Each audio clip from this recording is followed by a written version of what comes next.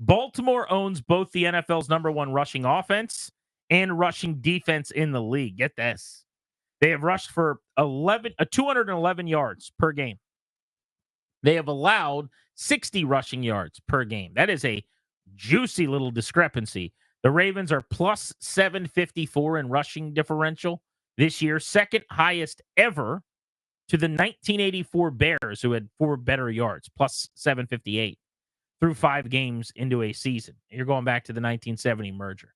That's pretty staggering. And that's why I would say, Danny, on paper, it's a bad matchup for Washington because it is a team that can stop the run, that can force you to throw the football, except that so far nobody has stopped the Commanders running the football. So it's a power versus power, like good on good. Something's got to give matchup where you think you can stop the run. Cool. I run it. Great. Let's see. Yeah. My college teammate, he was our number 2 as a freshman, named Adam Balisic, had a nasty curveball, left-handed, was filthy. Scouting report says, do not throw this guy curveballs. He didn't care about that because he goes, he hadn't seen my curveball. And most of the time he was right.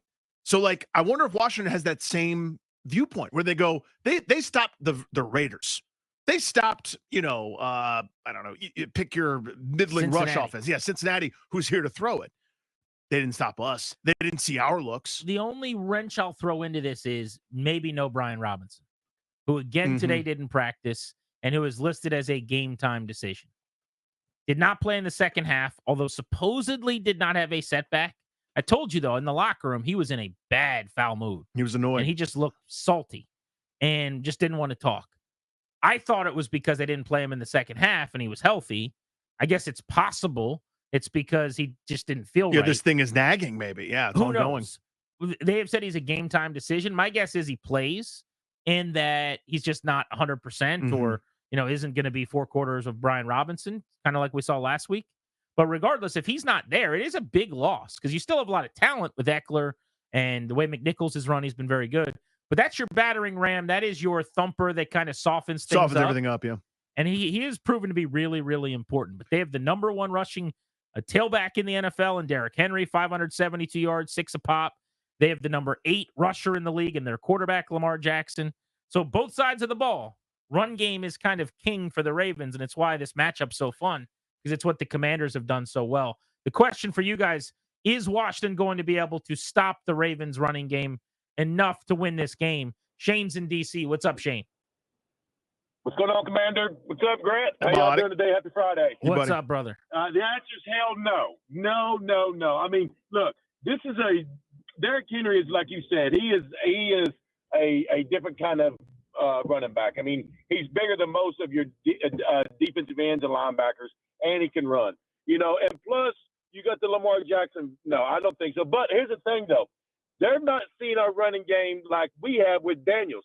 He's the same mirror image of Lamar Jackson. So, what's to say he don't go out there and rush for 100 yards? I don't want him to rush for 100 yards, but, I don't think so. I think that they knew what they were doing when they signed Derrick Henry, but it's going to be hard to stop. But if they do stop him, the Commanders will outright win this game. You got to stop the run. You stop the run, you win the game. Yeah, make Lamar Jackson win from the pocket. That has kind of been the book for a long, long time. And most of the time, we've seen this year, frankly, with Jaden Daniels. Good luck keeping him in the pocket. I mean, it's so easy to say it, Bill Belichick on Pat McAfee. Here's how you beat Jaden Daniels. You just do that. Okay. Good luck. Nobody's been able to. Right. Maybe the Ravens will be the first. But just sticking with the Washington defense against the Ravens run game, if they cannot stop the run enough to stay in the game, it could get lopsided. Yep. That's the formula, right?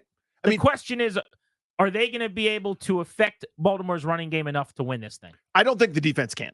And this is my axiom for baseball kind of applies. Like, I don't get mad when Paul Skeens shoves it on you. He shoves it on everybody, right? This Ravens rush offense is excellent. Full stop. That's the end of the thought. They're excellent. They run it on everybody whenever they want at will. Washington's defense is not better than everybody else they face, including Kansas City, Buffalo, etc. They're going to run it on you. The only way to stop the Ravens' run game is with Washington's offense having a lead. I think that they can. I just think they're going to have to commit so many resources that it leads to big problems the other way. Like, you go bare front with 5 across, you're blitzing A gaps, and you're mugging the middle of the formation, and you're getting Luvu and Wagner and these guys coming downhill to help in these run fits. And now all of a sudden their tight ends are eating in the linebacker I was going to say, like level. a tight end throwback play, you could already I see. mean, there's just so much stuff that you open up. So it's almost like, do you want to take your chances with them just running the ball normally and make them matriculate and hope they get a holding penalty or fumble? Or would you rather give them, like almost always my philosophy is, give a team the run game, take away the explosives in the passing game. And in this game, I just think the Ravens want you to basically give them the run game. So I'm going to try to take that away and say, if Lamar throws it 40 times, I'm going to bet on some inaccuracy. I'm going to bet he misses some guys. I'm going to bet that a ball bounces off one of their mediocre Rashad Bateman's hands and into my waiting DB's hands. I'd rather that than just Henry plowing forward. Let's go to Ray in Baltimore on Grant and Danny. What's up, buddy? Hey, what's going on, man? Hey, Ray. I love y'all. I love y'all's show, man. You know what I mean? And I'm gonna say this real quick because obviously you can hear by my accent, I am a Baltimorean through and through. But what I will say is, I think y'all sleeping on Patrick Ricard. I mean, I've been listening to every show all week. Patrick Ricard's name hasn't been mentioned. Justice Hill's name has barely been mentioned. Ronnie Stanley is having a renaissance year. Nobody mentioned Tyler Lindenbaum. I don't think that the Commanders is going to be able to stop the run because just the way Patrick Ricard has been playing at an elite level when it comes to fullback. And well, I was going to say he's a blocker, though. He's not. I mean, he's not like he's going to run the ball all that much. No, I mean, on 4th and 1, he might. His last carry was 2022, my guy. Yeah, he's not going to run the ball, obviously, but we're just talking about just pure blocking schemes. It's not going to happen. And on the other side, because everybody's been talking about the Raiders game, and I'm gonna land my plane by saying this: everybody talk about the Raiders game, but context, because y'all right down the road, but y'all haven't unpacked context for your fan base. The Ravens gave up a 10-point lead in the fourth quarter. Zach Orr was really just starting to get his feet wet a little bit, and Lamar had a turnover. And on top of that, we already beat a better quarterback that's mobile in Josh Allen. So at the end of the day, this is why the fan base in Baltimore, just like when you was on that podcast, we looking at y'all laughing, talking all these predictions, is because we've seen this before. Well, maybe. Let's see. Thank you, buddy. Let's see what happens on Sunday. I know this. You lost to the Raiders, bro. Remember that? We had a 10-point lead. What's that get you? Gardner Minshew moved the ball on Baltimore the entire fourth quarter, and they beat the Ravens. They were 2-2, and they should be 2-3 right now, if not for a bad hold on a missed field goal in overtime. So let's not pretend like you're, Goliath and Washington's David. Washington might be David, but who's half of Goliath? That's what you are. You should be 2-3 right now. You've been fine. Put your chest back in a little bit. That's what I would say to the Ravens. Yeah, I mean, this to me, again, is not about this year's Ravens as much as it is the track record of this organization over the last handful of years, where they deserve a lot of benefit of the doubt. I'm just saying that this year, they're very okay so far. And that to me is indisputable. The results have been mixed to this point. Now, I think there's a lot of people, maybe like me, maybe a bit more bullish than you, which I think is reasonable and fine, that say they'll eventually catch their stride and they'll be one of the teams that's around in December and January, and they'll be relevant and really, really good. And that's based on past track record. Not this year so far. There's no way you could tell me the homework they've turned in this year is this juggernaut that can't be stopped. This is not a couple years ago where they were the 1 seed with 14 wins. They're 31st against the pass in a 32-team league. Yeah. They're 26th at the points they've given up. They're 25th in red zone defense. They just had to hire Dean Pease to help out their 32-year-old defensive coordinator. Like, let's not pretend like they're 5-0 and they're the favorite to get to the Super Bowl right now.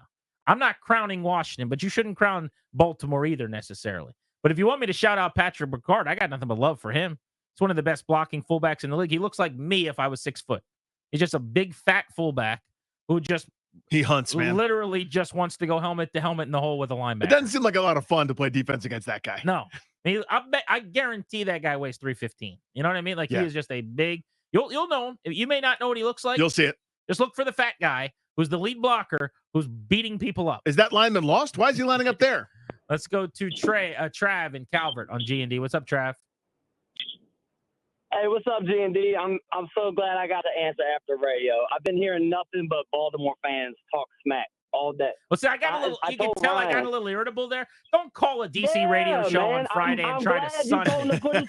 No, don't pat me on the top of the head and try to sun me. Wait till Monday when you guys win and then call me. But today, you are looking up at me in the standings. You are lucky to be 3-2 right now.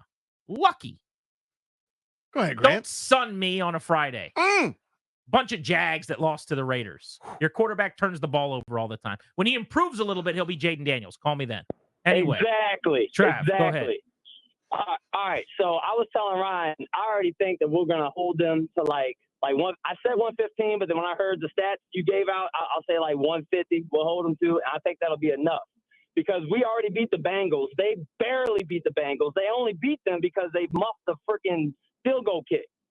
So I think we're going to put at least 10 on them. We're going to shut that down. Appreciate you, buddy. Thanks, buddy. See, if a Commanders fan called up and said the exact same thing he just said, I'd be like, no, yeah, you're right. I totally. But I'm a Ravens fan. You guys, you're making me laugh. Go beat the Raiders and come back to me, losers. Go give up another 10-point fourth quarter lead. Go let Danny cran you in the offseason again and then come out and play like butt for a month. I'm so tired of Ravens fans all week telling me what we are and what they are. It's annoying to me. But it's not a rivalry in any way. It's not. On the field? No, it is not. Not on the field. Baltimore and Washington don't like each other very much. Is it a geographical rivalry? Sure. I'm just not going to be sunned by a Ravens fan. The epitome of mediocrity through 5 weeks. My team, good. That's what good looks like. Now, what's going to happen this weekend? I'm picking you to win. So call me on Monday after you do and rub my face in it. But right now, you don't get to talk trash to me. You're below me in the standings, and you lost to Gardner Minshew, loser.